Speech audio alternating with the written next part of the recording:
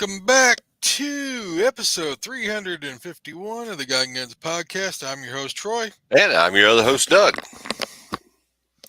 We use this podcast to talk about God, guns, and the responsible Christian gun owners' interest. On this week's show, we'll be talking about the devil's on the prowl and what should you be doing. I've got several things going on, and I'm not very able much to multitask anymore. I'm pretty much brain dead halfway there. Well, I thank your sponsors. Bandwidth sponsors Farm Radio's Network. We want to thank them for putting all that show content out there for you guys to watch at your convenience and enjoy and listen and put on your devices and go for runs and jogs and all that kinds of cool stuff. If you've not checked out other shows on the Farms Radio Network, please do. And beware, some are a little saltier than ours, and some are a lot more boring than ours. But they're good guys, man. Go check them out. Now they're all good people. Go check out the other shows over there on Farms Radio Network and give them a listen. We'd appreciate it. Patriot Patch Company. If you've not gotten yourself a patch or a sticker, you're wrong. As Professor Paul would say, another member of the Farms Radio Network, you're wrong. Fix yourself. Go out there and buy yourself some Patriot Patch Company swag and stickers and gun rugs and T-shirts and all kinds of goodies. Go to patriotpatch.co. Give Jake and the gang over there a little bit of love. They would appreciate it, and so would we. And let them know that you heard about it over here on God and Guns. Well, this week, so it's been 2 weeks. Something happened last week. I forgot what it was, but we messed up and didn't make it last week, or I messed up probably and didn't make it last week. What have you been up to in the last couple of weeks, Doug? Let's see. On the God side, I've been doing. You like me? Yeah, I gotta look at your note. What did I do? Yeah. On the God side, I've been going to church on Sunday, Sportsman's Daily Devotional. We actually went to church last night. And so our church held a concert with Big Daddy Weave and got to go see him. He was there and he put on a good show. I guess that's why I'm a little sleepy tonight, because I didn't get to bed last night till about 11 o'clock. So that's bad for me unless I'm hog hunting or something. But hey, we'll deal. Yeah, you used to gun side. Huh? You're not used to them late nights. You're not used to them late nights unless you're hunting. No, not unless I'm hunting. Which I did do a little of that. I went Friday night and went up to my buddy Andy's place in Washington, Georgia, which was like 2 hours and 15 minutes from my house. And it was a 30% chance of rain. Drove all the way up there, not a drop. We pulled through the gate, it started sprinkling, and I had just enough time. I brought a tarp with me to put over the ground blind we were going to set in. And we had just enough time to get the tarp on, and he had brought a little bit of bait, and it commenced to pour for the next. We were there at 6:30, and we left at 5:30 the next morning and got out of the blind, and it had finally slacked up enough that we could get out without getting soaked. And it was rough. I had to come home and grease my AR up really good and clean it up, take the can off and clean it up, oil it up real good. And my can cover, she's dry now. It was sticking out the end of the blind along with about a quarter of the rifle barrel and stuff. And it was just running off the tarp, running right down into the barrel. And I was like, ugh, got my cover all nasty and wet. So, and we didn't see no hogs. We saw two rabbits and a possum. So Audrey made a visit to the dungeon.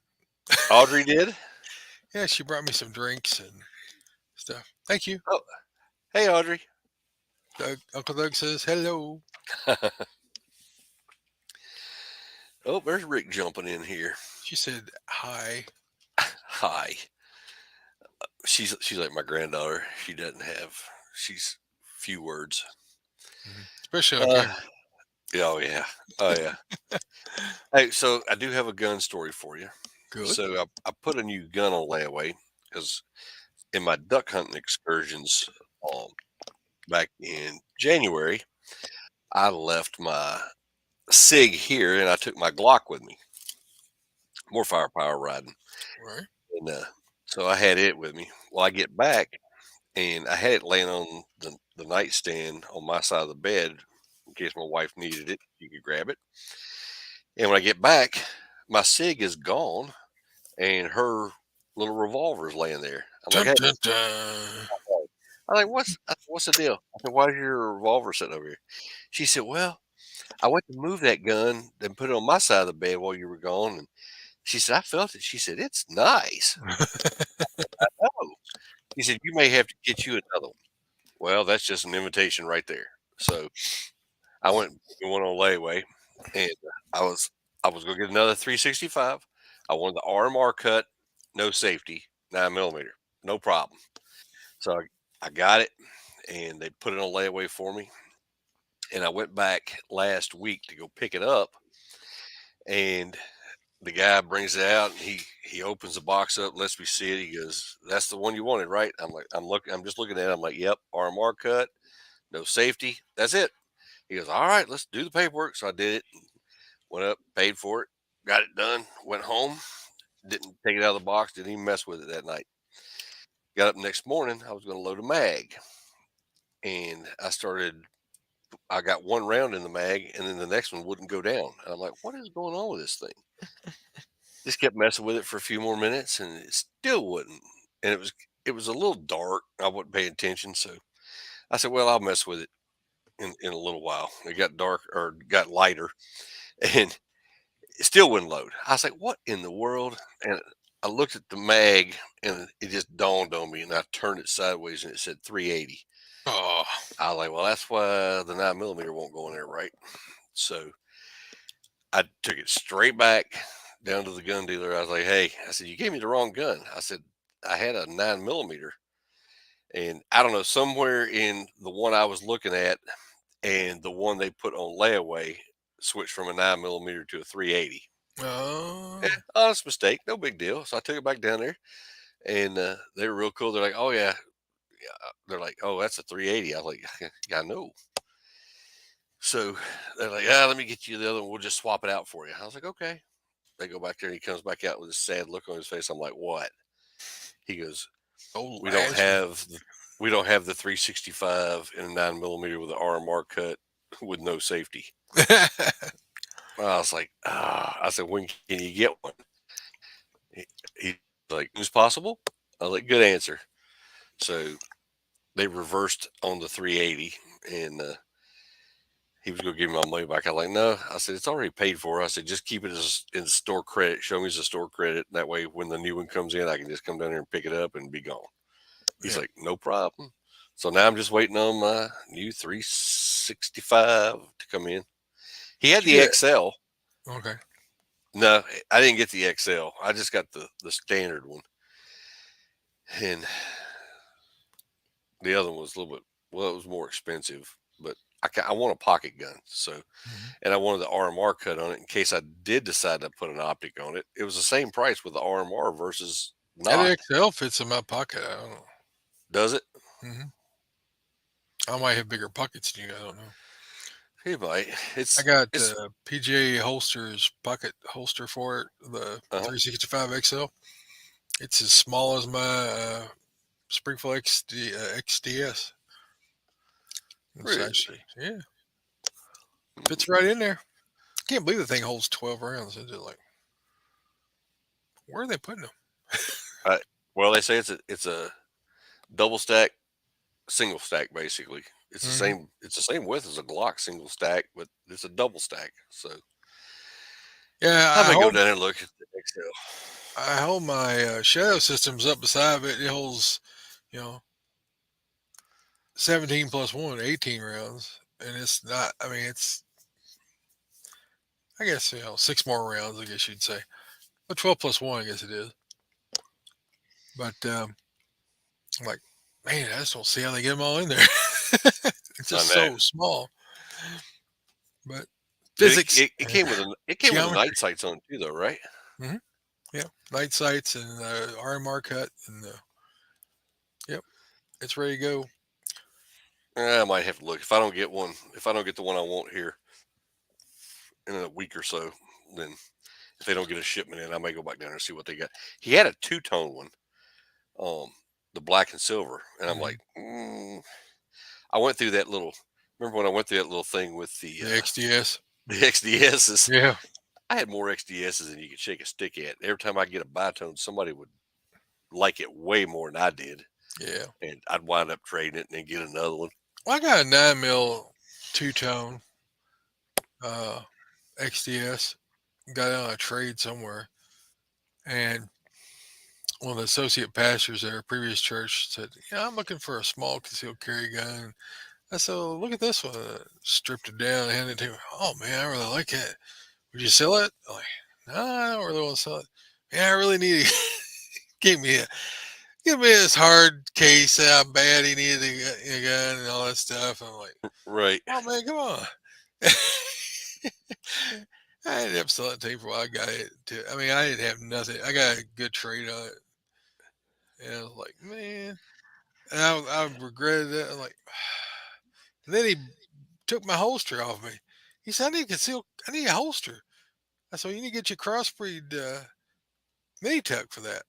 "What's it like?" I pulled mine out and showed it to him. And he put it in, like, "Yeah, let me try this for a little bit." Never seen it since. There you go. It gone. Never came back. I guess he figured that was probably the only gun you had like that, so you didn't need No, that holster. I have another XDS. I For- know. The 45 is the same dimensions as the 9. That was crazy part. I know. I had the 45s is what Yeah. I had. But let's see what else have I been doing. Oh, I've been working on my whiskey barrel. Not trying to get to the bottom of it.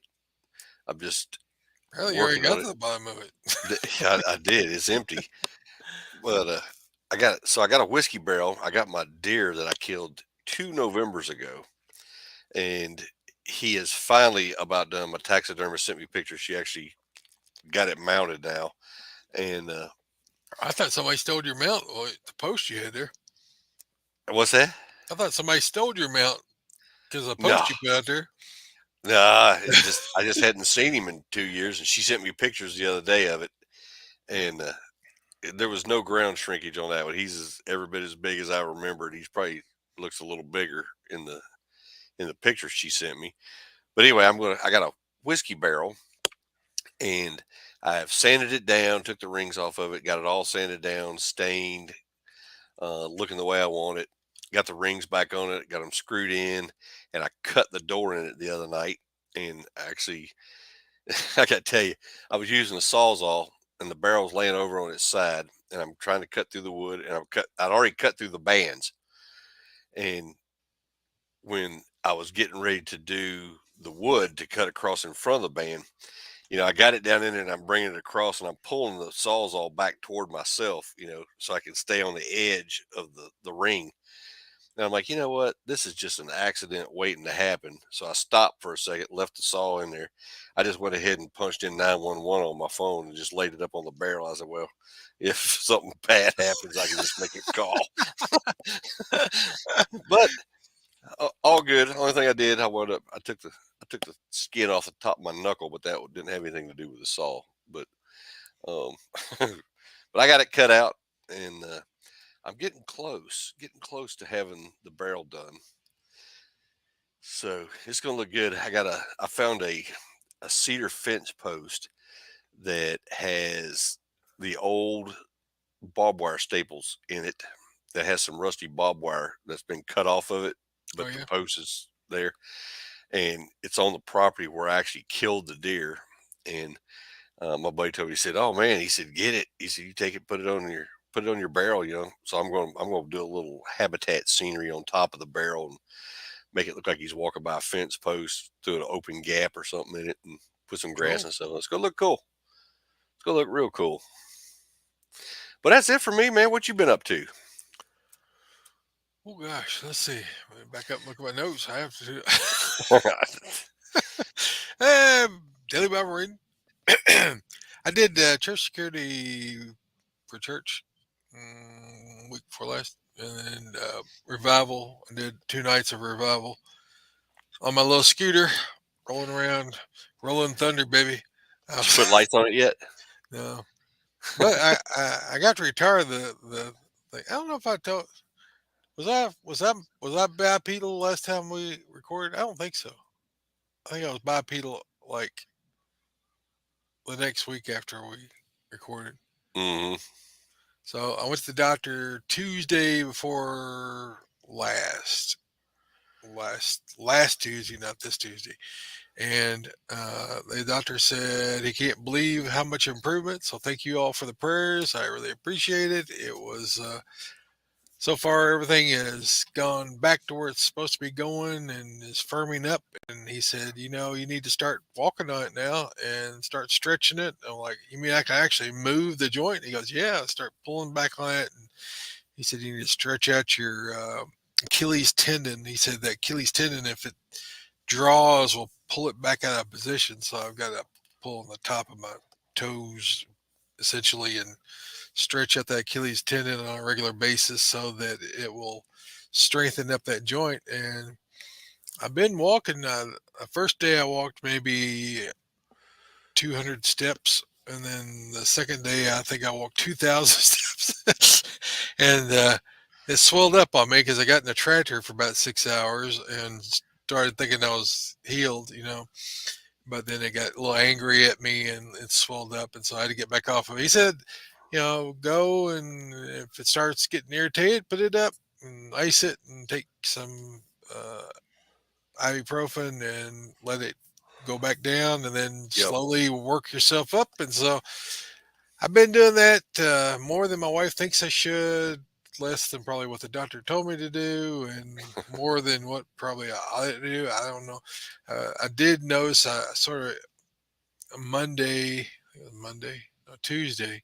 This Tuesday, I was up quite a bit with it. I got up early in the morning, was out going all day, and then the in-laws came down from Louisville and Michigan, and we met them in Elizabethtown and had dinner with them, and then hung out for a little while. Then by the time I got home, my foot was hurting, so I'd been on it too much.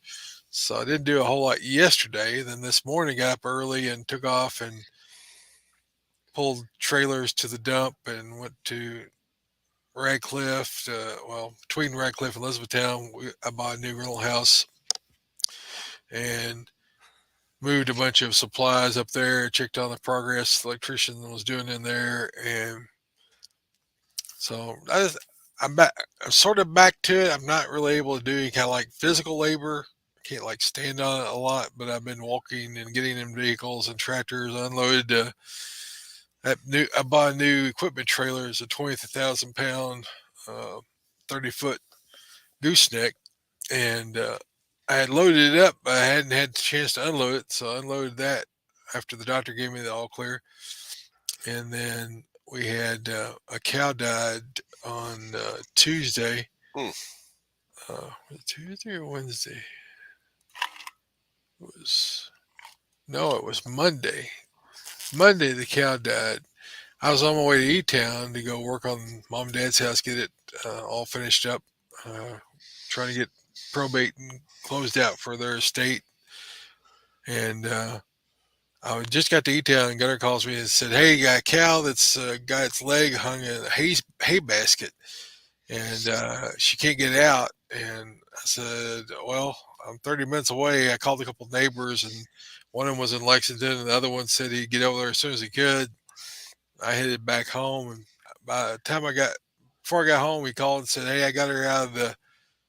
He got her out by himself. This is a 1,000 pound cow, and I didn't think that he would try to do that, but apparently he picked her up enough that she could get her leg out and got her out of the basket. But before I got home, she died. She'd been apparently stuck in the basket for longer than we thought. So it was pretty hard on him, pretty hard on me. I hate to lose a cow.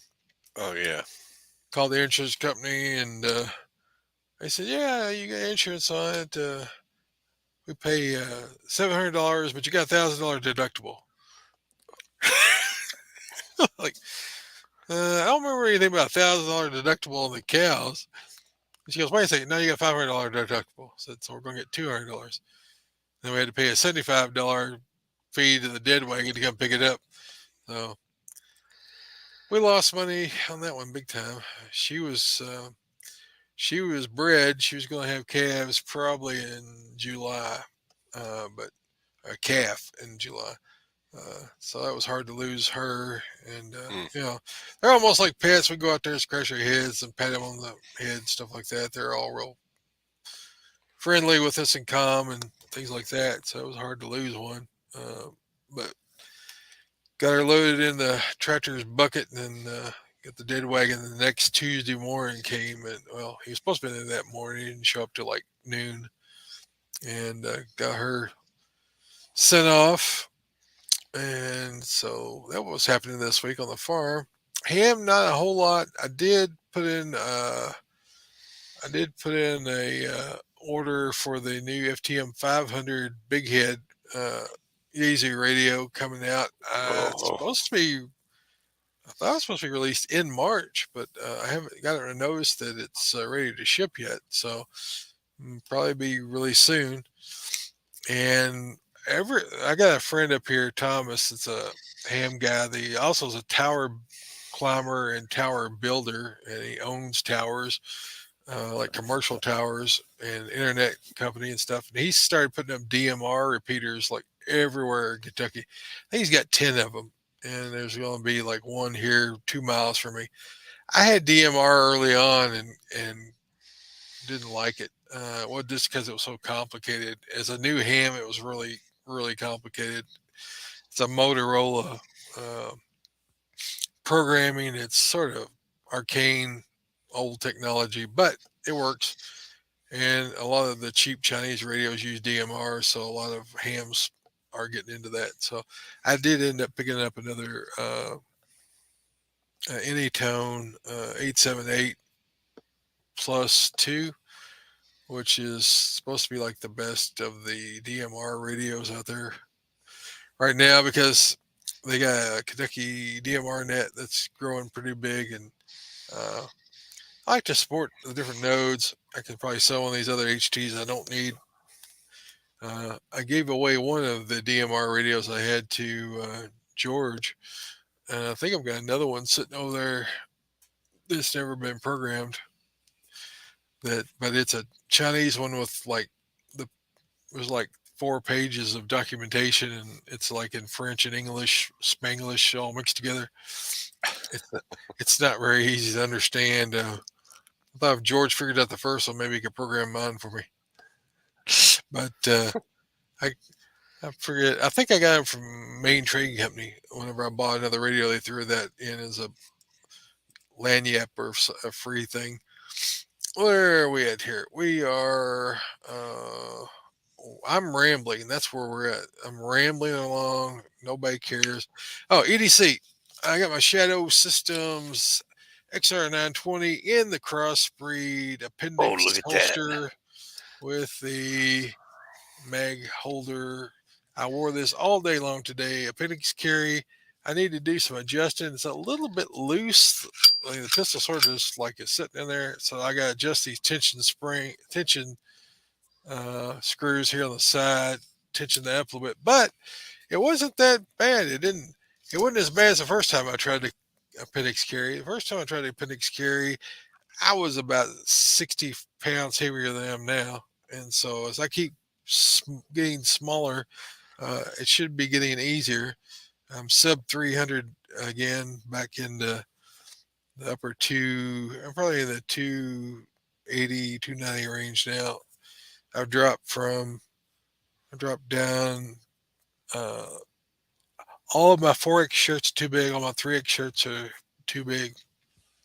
I'm in 2X talls, and they're sort of loose now. So that's good. Nice.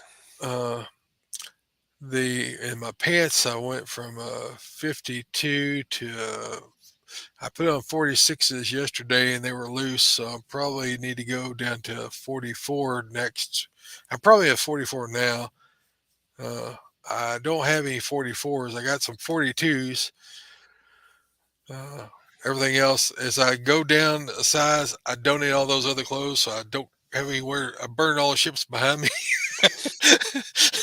Burn, once I burn that once I bridge. once I get down below a size in the next size, they all go to Goodwill or somewhere, because if you burn the ships behind you, you got no retreat. You got to keep going. That's a lesson I learned in history. I don't know, but that's my tactic. I've still got some. I found some 4X shirts the other day that were apparently in a box. I need to get out of the house because I don't ever want to go back there. Uh, so I'm in 2X tall shirt. I have to wear the talls or I look like a plumber. But nothing wrong with plumbers. It's just say no to crack. You see a crack in the basin. Yeah, starting to show a crack. That's pretty much it for me. What you packing? Oh, I got the usual suspect until I get the new suspect, the Glock 19, with my student of the gun night vision sights on it, freshly cleaned. I might add. I just oiled up. It's amazing how dirty your carry gun gets by just carrying it every day. All the lint and everything else that's in it. So I took a few minutes and cleaned that bad boy up a while ago, and so I got it. I do not have my Sig 365 backup now. That is my wife's carry gun that she's using now. So hey, like I needed another reason to go buy a gun, but hey, I'll take it. I just couldn't. I just couldn't believe it. I was so disappointed, man, when I realized that was a 380. I was like, ah, ah. I'd already had my. Well, I was already looking at the optics that I was going to put on it. What'd you decide on? Well, I looked at the Vortex Venom, Hmm. and I liked it, but it is not the constant on. I looked at the Romeo Zero, and I like it because it's a constant on. All you got to do is move it, and Hmm. your dots up. And actually, Holosun had a really nice one. That's a really small optic that would fit on there and make it look really nice, and it's a constant on as well.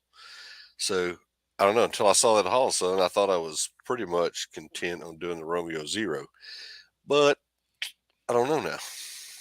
I was looking for a hollow sun during the COVID era of not being able to find anything, and because it was supposedly they have a RMR type site that you can see if you have I think it's yellow colored a Mm, yellow a light a yellow color.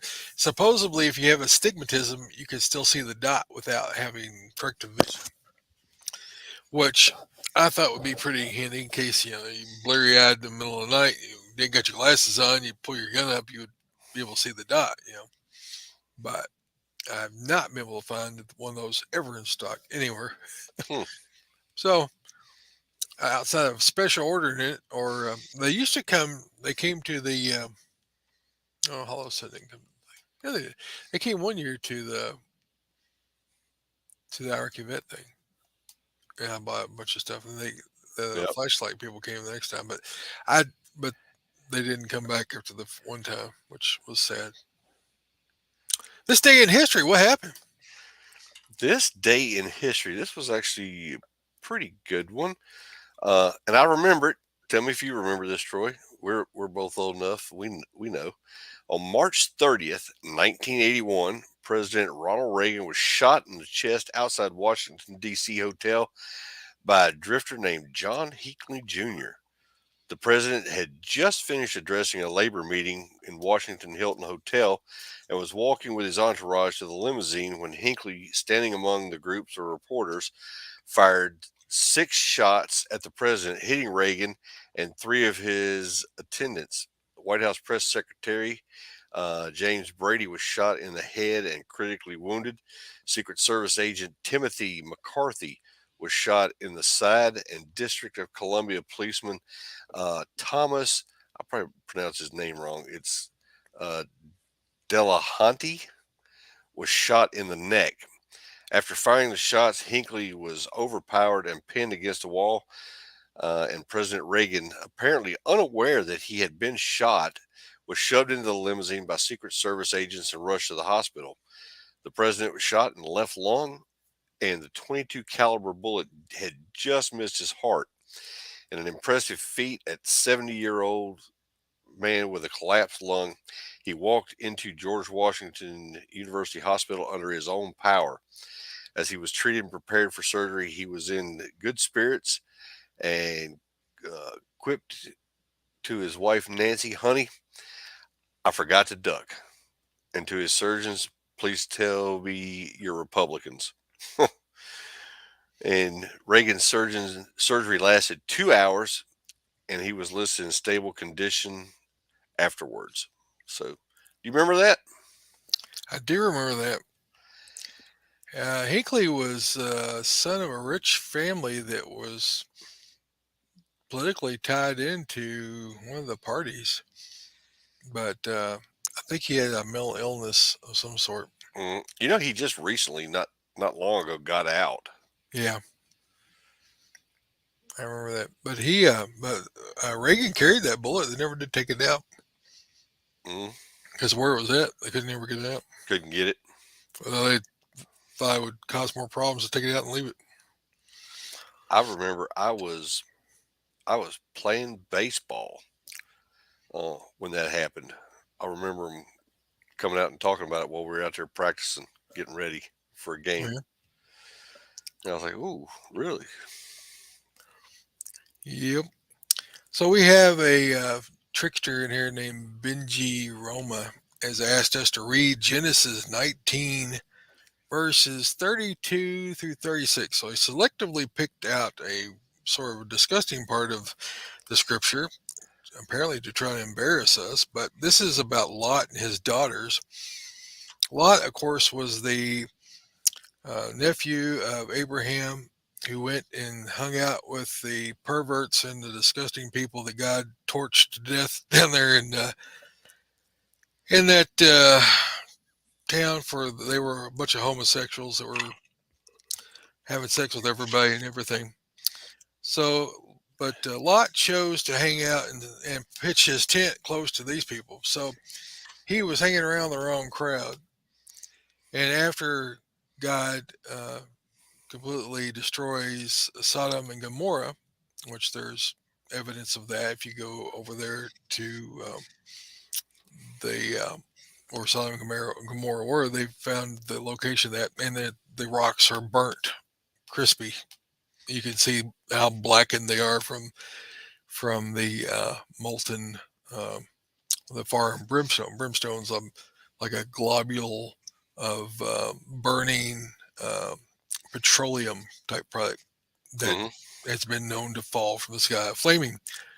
So Benji was wanting us to read this. I'll read it. There's nothing to hide in the Bible. It's all there for it to be read. It's the daughters talking to each other, and they say, "Come, let's make our father drunk with wine. We'll lay with him so we might preserve our family through our fathers." So they gave their father wine that night, and the firstborn went in and laid with the father and did not know she lay down when she got up, because he was intoxicated. The next day, the firstborn said to the younger, "Behold, I'll lay with the daughter, and do the same thing, get drunk with wine tonight, and I'll go lay with him. Then we preserve the family." So they gave their father wine that night, and the younger got up and laid with him, and did not know when he lay down when he got up. Thus, both daughters of Lot conceived by their father. Their firstborn gave birth to a son. They named him Moab from the father, and he is the father of the Moabites. And the younger also gave birth to a son named Benami, the son of my people, and is the father of the Ammonites to this day. So, what do we learn from the scripture here? Well, you don't take your family and go live in Las Vegas. I mean, live in a Sin City and expose yourself. And apparently, Lot didn't make good choices because he also got captured before this. He got captured and taken slave along with a lot of the other people in Sodom and Gomorrah. And Abraham took an army of 5 different groups of people and went and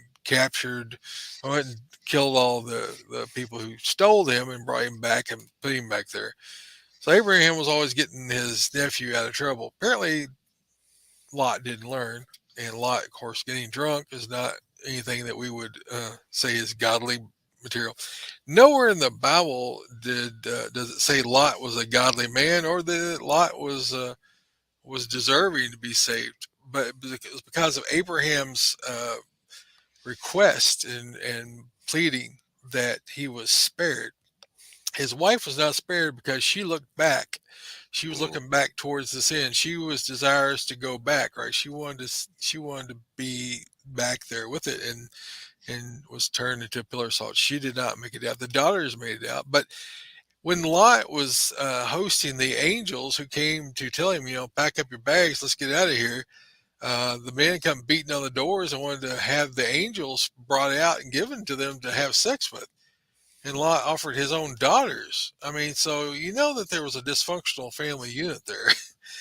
That he would offer his daughters, his own flesh and blood to be uh, sexually abused by the men in the street.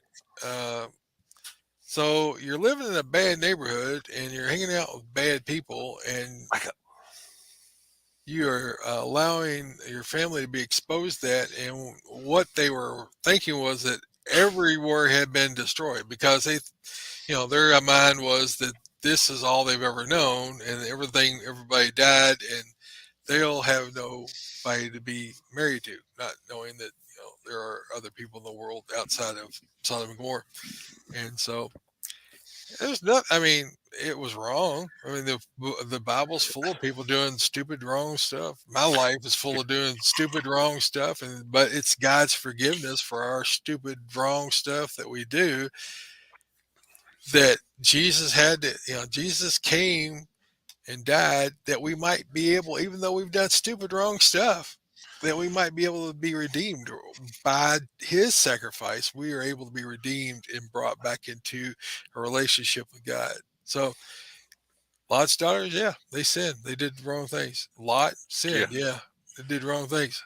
But if they ask forgiveness, I don't know. The story doesn't continue on about what happened with them later on in life, but we know that they have descendants that were named in the Bible. The two different clans there that came down through Lot's lineage. Abraham, on the other hand, was a man after God's own heart.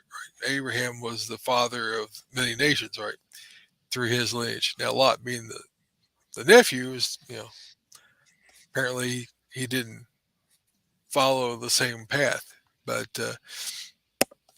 there's nothing to hide in the Bible. I don't excuse anything. There's things in the Bible about David. A man after God's own heart who had one of his men killed so he could have sex and cover up his infidelity with the man's wife. I mean, but he recognized his sin. He was confronted by of his sin. He asked forgiveness for his sin.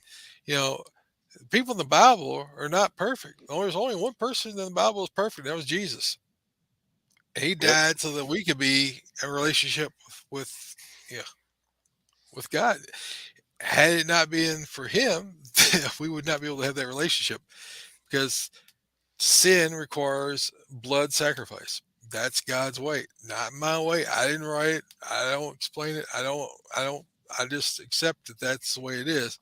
The blood sacrifice is acceptable. Is his own son was the only one that was acceptable. No one else was able to fulfill the requirements to be the perfect sacrifice except for his own son, and that he would give his own son to be that sacrifice. That people that are disgusting and as vile as Lot's daughter and Lot and me could be forgiven. right. It's all about him. It's not about us. I'm imperfect. Doug's imperfect. At least I think he is. Oh And no, you're right. and we're all only saved by grace. It's not by anything that we do. So thanks for bringing up that verse. It's a great verse. It's hard to understand if you take it out of the context. Hey, Aaron. Got Aaron in the house. KK7KRH. Kilo 7 Kilo Romeo Hotel. All right. Well, let's go on. Well, I had a Bible verse, but I guess we just sort of took that one and just used it. We just did that, didn't we? We could pop another Bible verse in here, though. You can't never have too many Bible verses. I can find what I did with it. What did I do with it? It's over here. Oh, there it is. All right, we're going to share this one too. This one comes from 1 Peter 5, verses 6 down through 10. Humble yourselves, therefore, under the mighty hand of God, so that you may, at the proper time, let me start over. Humble yourselves, therefore, under the mighty hand of God, so that at the proper time he may exalt you, casting all your anxieties on him because he cares for you. Be sober minded, be watchful. Your adversary, the devil, prowls around like a roaring lion, seeking someone to devour. Resist him, firm in your faith, knowing that the same kinds of suffering are being experienced by your brotherhood throughout the world. And after you have suffered a little while, the God of grace who has called you into eternal glory will restore himself, confirm, strength, and establish you. So why would I read that Bible verse? Well, I'll tell you what. We had a really horrific thing happen in Nashville Mm, this last week, and a very disturbed young woman it was a woman pretending to be a man. Uh, Decided she wanted to share some of her pain by going out and killing innocent children in a place where she knew that they would be defenseless. Um, Although they did lock the doors, which is better than most of these school shootings you find, she shot through the door, walked in, shot children, shot a janitor, the headmaster of the school, and I think another teacher. Total of six before she was finally gunned down by the Nashville police. Well, that's the short of it. The long of it is that we are in a time when the devil wants to cause as much division and strife and anger and dismay as he can through all means possible. He is out trying to create division and disharmony amongst all of us, believers and unbelievers alike. And in First Peter 5:8, it talks about that we need to be sober minded and be watchful. Uh, that our adversary, the devil, he's prowling around. He looks for things to cause problems. He looks for things to create division. He looks for things to cause us to hate one another or despise one another or uh, cause us to see ourselves as more important or more intelligent or more uh, valuable than other people, or that he causes us to see things in a way that's not clear. He causes distortion. Uh, if you look at a lot of the television shows that are out there these days, it is very dark, it is very dystopian, very graphic, very vulgar, uh, very just oppressing, just trying to give you a sense of hopelessness. It is just the common thread that you find through all of these different markets. I mean, and it seems to be the majority of the genre of all movies and TV shows and books these days is this dystopian where life has no meaning and whatever matters is the hero and the thing that slaughters. We went and saw John Wick 4 last night, which for good or worse, I mean it's a bloodbath.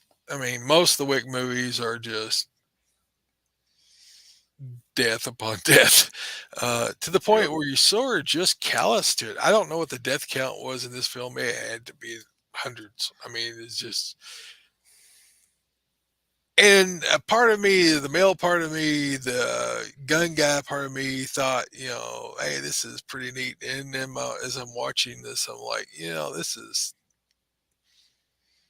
this is as dystopian as any of these other things we're seeing.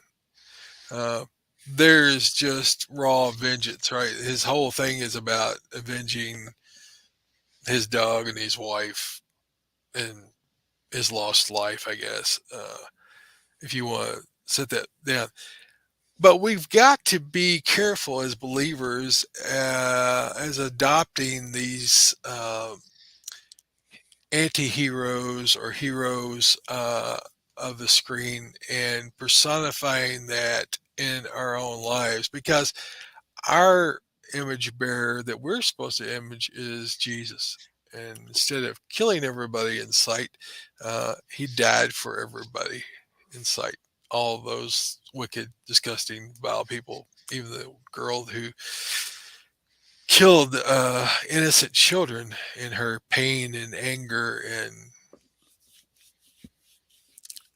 and hormone induced.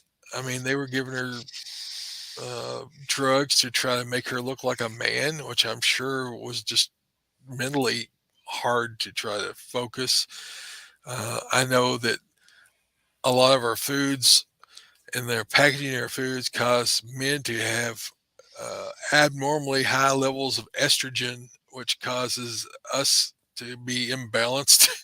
If you drink out of a lot of plastic and you eat a lot of processed food, you're ingesting a lot of, especially if you're eating soy. Man, get rid of that stuff. You'll have man boobs. But there is there's this chemical imbalance that this girl is going through, and you know, God knows her soul. I don't know what was in her mind, but I know that it was evil. Whether that was something she was programmed, exposed to. Most people I know that have a identity problem with their sex or their relationships have been abused and sad. I mean that's the truth. I mean they've been raped or they've been molested in some form or fashion or made to think that they're somehow damaged and have to go that path, which is very sad. But that's what we are combating as people. The devil will try to confuse the mind. He will confuse the language. He confuses the genders, right? He's trying to confuse and make everyone crazy. That's part of the agenda. I'm reading a book right now. Can't remember the full title of it. Let me look it up. But I just started reading this one this last about 2 days ago. The Rape of the Mind by who is that by Yost A.M. Merlu, M.D. doctor, and it talks about this. It's mental programming. It's trying to break you down. It's trying to destroy your mental defenses against suggestions, against uh, pretty much just to destroy you, or you can be converted over to a spy or convert you over to Manchurian candidate to, to do to just to destroy your soul, your ability to rationalize and think, and it is part of the interrogation process that the communists have used on our soldiers as part of the process that our CIA uses to destroy uh, political prisoners or prisoners of other countries. These are tactics they use, and it's you are mean, and then you're nice, then you're nice, then you're mean, so you're continuously throwing people off balance, and they're having to understand that's our television programming. If you look at what Yep. we're being exposed to, it's like beat you to half to death, and then I'll give you something nice, and then give you something nice, then beat you, and then and it's like our government, the way it's treating our people. Oh, we're gonna do this to you, and then oh no, we're nice. We're gonna give you checks. No, we're gonna do this to you. No, we're gonna do this. It's all to condition us, people. This is a spiritual war, and this is a programmed war that we're dealing with here. Yep. This is on purpose attack on your mind, on your spirit. And that's why it is so important to know the scriptures. When people throw scriptures at you, like what's his face here did, the little boy or whatever, girl, whatever it is, Benji threw us, we don't have anything to be afraid of. If you know the Bible, you know the context of it. Read it in the context in which it was written, to the people it was written for, and you're able to explain it. If you don't know scripture, you can easily be led astray by people who will preach a false gospel. They'll say 9 out of 10 things right, but that 10th thing will lead you away. Hmm. It will cause you to have doubt. It will cause you to be easily led into some cult. It is important that you spend the time reading the Bible for yourself and understanding it for yourself. And because if your soul depends upon what you know in Scripture, which it does, it's really important that you read the Bible and study and go and learn from good teachers, right? And ask good questions and dig deep, and that you will have the faith to endure what's coming upon us. Because I'm telling you, the world has plans for us Christians, and it's not good. Hmm. It's going to be hard. And as we read in the Bible verses tonight, we're going to have to endure some of this. We're going to be persecuted. If we're doing what we're called to do as believers, to sharing the gospel, yeah, everyone in this whole world has got a problem. It's called sin. It separates us from God. The only atonement for that sin is the blood of Jesus, his sacrifice, the acceptance of Jesus as the Son of God, the only acceptable sacrifice to be able to have your sins forgiven. Apart from us preaching and exclaiming that, there is no hope for the world. And we have to understand that people that love their sin, uh, who hate us, will be killing us. Like this crazed poor young woman or man, or she was a woman that was pretending to be a man. Uh, and I'm not, trying to be mean. I mean, that's the facts. If you want to try to have make believe world, which we're called to speak truth, we're called to, even when it hurts, we're called to tell them the truth. I mean, it doesn't do anybody any good to believe a lie and go to hell. Nobody wants anyone to go to hell. I don't want any, even the most people who hate me the most. I don't want them to go to hell. I want them to be saved. I want them to know about the peace I have, and this and the comfort I have in knowing Jesus. That I have a ability to pray to the living God. That in my infirmity, He is He's healing my feet. I see the work. I see the action. So uh, we are gonna be persecuted, and you can see that the government is forming up with the side of the Oh devil. yeah. It's in Revelation that all these governments are going to align with the false prophet, that there is going to be a one world government. We already know that if you're paying attention, that the Roman Catholic Church is having alliance with the Muslims. I mean, they're calling for Christians and Muslims together, and they're calling for, and there's a sect of Judaism which is calling for one world government, and there's going to be a new temple, and so in this new temple, it won't be the temple to worship God. It'll be the temple to worship that guy they've been warning about, that 666 guy. All the things are in place, by the way. The red heifers have been bred. They're available if you know the prophecy. The Euphrates River has dried up. That's another one of the things. We're getting close, guys. If you aren't paying attention, you better start paying attention. The end times are here. When you have the bear, uh, are now aligned with the Chinese, right? People of the East, the Russian bear. They just signed an agreement, a pact that they're going to be working together closely, and they are also in alignment and mutually signed agreement with Iran. So you got Iran, which is Persia, right?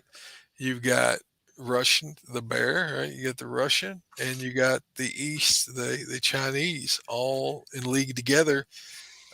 You have dry land so that the armies of the East can come and attack against Israel.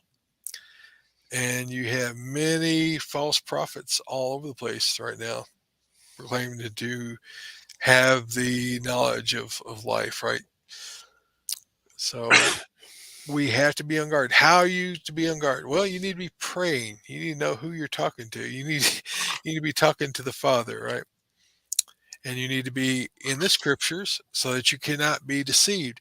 If you know the scriptures, when someone quotes something falsely or says something that is not biblical, it might sound biblical, but if you know the Bible and say, no, that's not quite right, you change the words there Or out of context. out of context. But more than anything else, you need to be secure in your faith.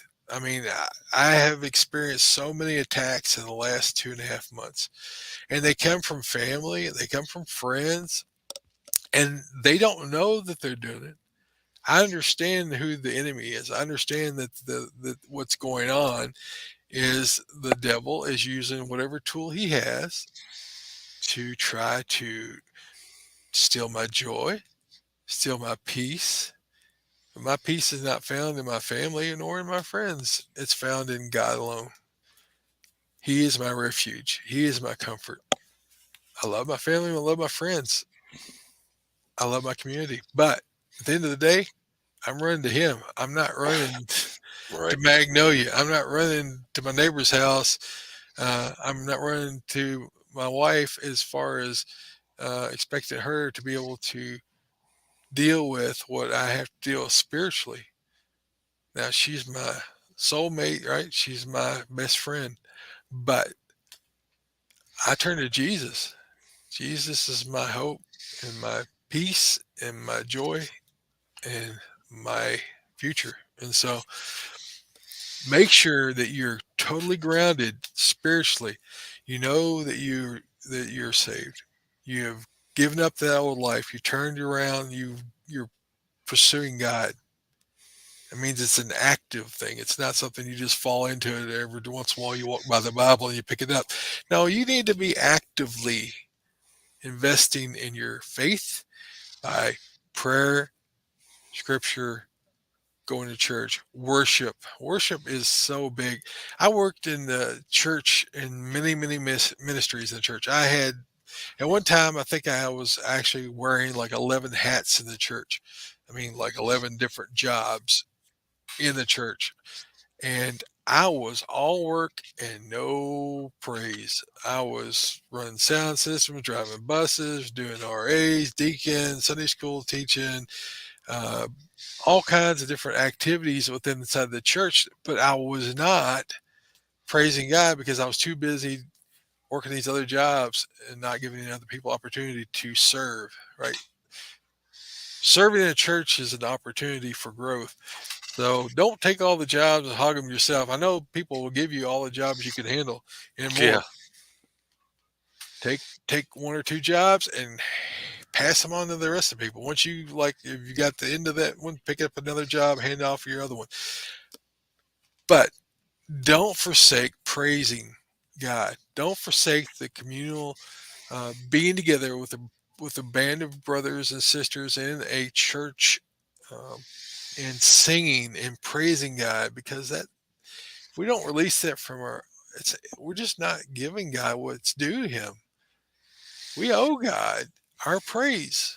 That's part of it. Praise for what He's done in our lives. I'm giving Him praise for healing my foot. I thank you guys for praying. You gotta get grounded because guys, we're going into the hard. We're going to the overtime here. We're getting into the nitty gritty. So you need to prepare your families. You need to have uh, them understand times are coming when they will be persecuted. And if they don't have their faith established and be able to stand against the God of this world and his attacks and his lies and his deception, you'll lose them. And it scares me when I think about it because, you know, I've tried to teach my children and try to instruct them the way they should go. But have I done enough, right?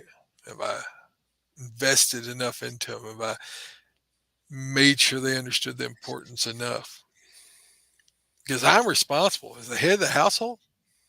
I'm responsible for my family's spiritual situation. I'm the head priest of my household, and so have I done enough? Have I explained it? Have I proclaimed the gospel enough? Have I proclaimed the goodness of God, the love of God?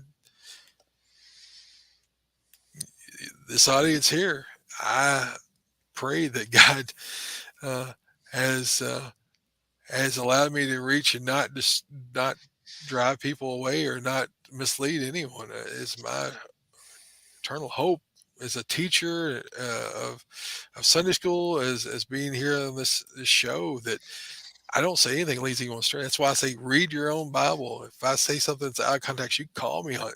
Send me a text me, email. Let me look. If I'm wrong, I want to know it. I want to correct it. But so I sort of stood on the box a long time, Doug.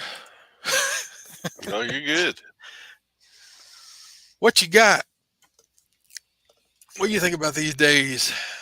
I think it's rough, man. It's just like this. When you're talking about that girl that shot up the the school up there, the girl, boy, whatever it was relating to that day. You know, they're pumping these kids full of drugs to change genders and everything else, and it messes with their minds, Yep. and they don't know where they're coming or going, and they think they people think that that's okay. You know, I hear all the time, "Oh well, she just got to live how she got." N- No, you need to tell people You're living that a lie. I mean, the, that's you what are you. living a lie. Yeah. And lies only hurt you. I mean, everybody else can see the lie. That's the thing about lies. People can see you in your lie. You think you're getting away with it. But when people sit there and look at you, go, well, you might say you're a guy, but you're not a guy. And they're not really, thinking that, oh, this is awesome, wonderful. And most people are thinking, she's mentally ill or he's mentally ill. And it is a form of mental illness that has been promulgated on the children in our school systems and through these this social media and this culture of, I mean, you look at the stuff that's on the television anymore. I mean, we Oh, turned our TVs off back in 2009. Wouldn't let our kids watch any of this garbage because it was just full blown mind control, make them stupid as a box of rocks. I mean, that was what it was about, is making kids as dumber than dumb. I mean, every one of the shows was like a soap opera for little bitty kids times 100. It was yep. dumbest bunch of junk I ever saw. I like, children are not watching this. Cut that cable. We was done. And I would pick the shows that, we would let them watch and things like that. Our kids turned out so far pretty good. Knock on Don't wood. know. We're trusting God that, what we planted will come to harvest, but you don't know, but you do your best. But I'm telling you guys, you gotta watch what you're letting your children be exposed to. These parents that take their children to watch these men dressed up like women. What is wrong with them? Well, they're allowing them to do it at school and let them come in and put on What's these wrong with stupid shows. teachers that would be in a school allow this kind of stuff? What good can come of that? There's Nothing. nothing but that is nothing but just causing children mental anguish. I mean, because they know that something's not right there. But they're putting it to music and everybody's laughing and smiling, and so it's okay. They're programming them. They're sexualizing the children. I mean, you wouldn't have let kids go to a movie with women dressed like that when I was a kid, No. let alone men dressed like that and sticking their stuff up in the kids' faces and stuff, that's nothing more than child abuse, Well, sexual look at child abuse. you talk about child abuse. Look at these parents that are feeding these kids that haven't even started into puberty yet. You know, less than 10 years old, dude. Mental illness. Mental illness, letting them go in, or well, they're taking them in and doing it to them, Yeah. letting them change or changing their gender from boys to girls or vice versa, pushing all these drugs on them. Look at what they're affecting, man. It's ridiculous. It's all the devil's children. I mean, You John can't turn them. 8:44. It's just they're children of the devil. I mean, they want to steal, kill, destroy. They want to cause confusion.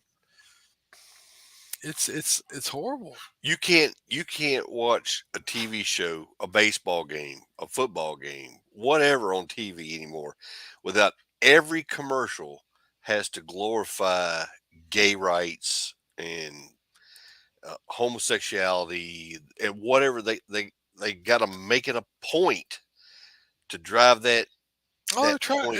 It's a forced. I mean, Oh, it's ridiculous. it's called television programming for a reason. They're programming you. So I mean, we don't watch any commercial television. Period. I mean, I got a YouTube thing I watch, and even that you got to be careful of. I mean, because I don't watch any of the commercials. I paid not to watch the commercials because Hmm. it's just I don't want that stuff in my mind. I tell you, my emails anymore. I've got so many filters on 'em, I still get Oh, I do porn too. just Blasted. Oh, I don't get that. blast, I get spam. blasted with porn and junk and Chinese garbage just continually. And I look at the title like, no. And it's just like, and some of them will look like regular emails. And you're like, what? You click like, like, oh, good grief. Nope. And just continually blocking. I bet my block list is probably hundreds of thousands of email addresses because and a lot of them are probably legit email addresses that got whatever I forget what they call it whenever they steal your email address. I think Yep. I think they've stole my email address and they've blasted because mine shows up as spam from time to time. And I'm like, no, I'm not spam. I'm not porn or none of that stuff. But it's just nuts. It's just insane.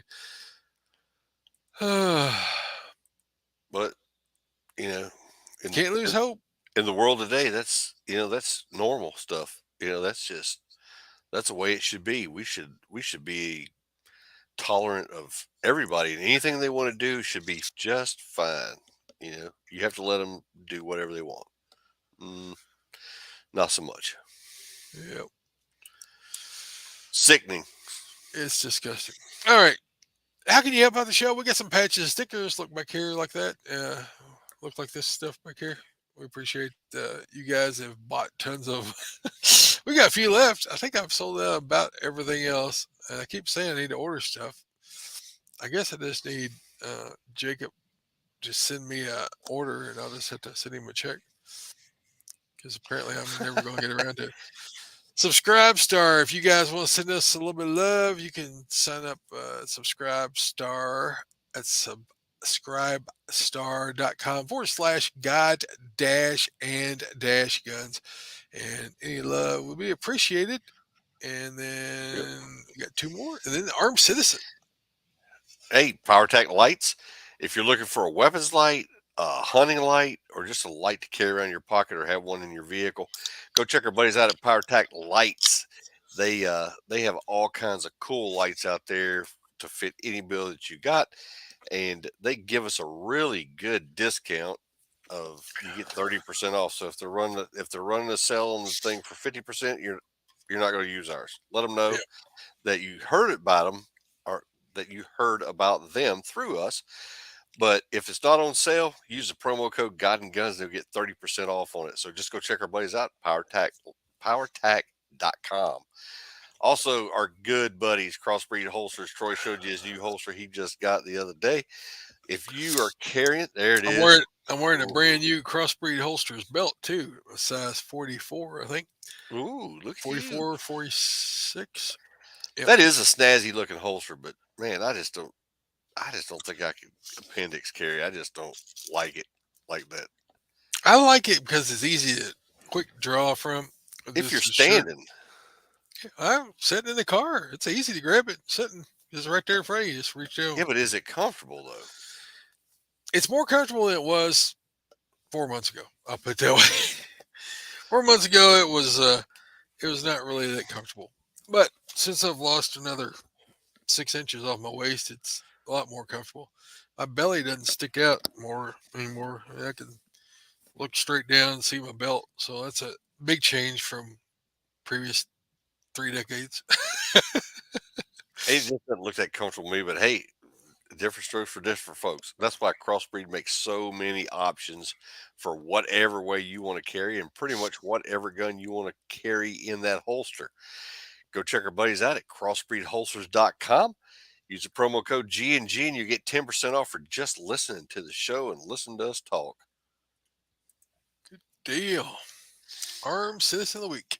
Hey, got an armed citizen this week. It's a pretty cool one. Nobody gets killed in this one, but an elderly Pennsylvania man defended himself against a pair of alleged armed robbers with his concealed carry revolver late on the evening of March 2nd, 2023. The 71-year-old victim was out picking up Chinese takeout at 11:15 p.m. Dude, if I'm 71 years old, I'm not going to be going to get Chinese food at 11:15 to start with. So that's just bad. I like Chinese food, but I ain't going out. I'm not even that old.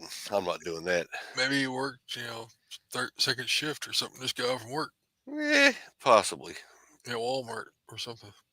Door greeter at Walmart. Yeah. Yeah, he was in Philadelphia, in North Philadelphia, where two armed men allegedly exited a nearby alley. The men announced that they were robbing him, and one of the pair aimed a gun. The 71-year-old man, armed citizen, pulled out his own revolver from his pocket and started firing. At night, I will keep my hand on the pistol in my pocket in case I have to pull it out. It finally came to reality that I had to use it, the victim told ABC6. They raised a gun and began shooting. I raised mine and we just started shooting. Police say the alleged robbers fired at least two shots before fleeing the scene, while the 71-year-old man fully emptied the revolver.